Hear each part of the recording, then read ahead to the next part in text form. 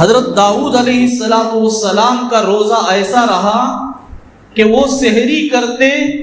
تو پھر افطاری کے بعد سحری نہیں ہے، وہ افطاری ہی پھر سحری بن جاتا ہے۔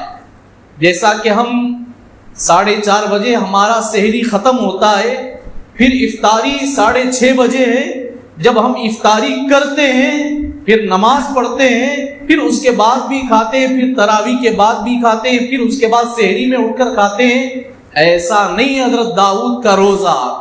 آپ سحری کر لیے اور افطاری کر لیے تو افطاری ہی پھر سحری بن جائے گا، پھر آپ سحری کے لیے پھر کھائیں گے نہیں، پھر بعد میں افطاری کریں گے، پھر افطاری ہی پھر سحری بن جائے گا۔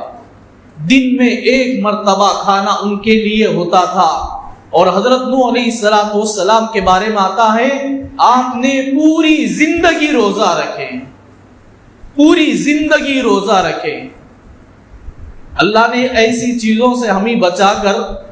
1 مہینے کا روزہ ہمارے لیے عطا کیے، وہ بھی ہمارے ہاتھوں سے نہیں ہوتا ہے، تو اس سے زیادہ بدقسمتی اور کیا ہو سکتی ہے۔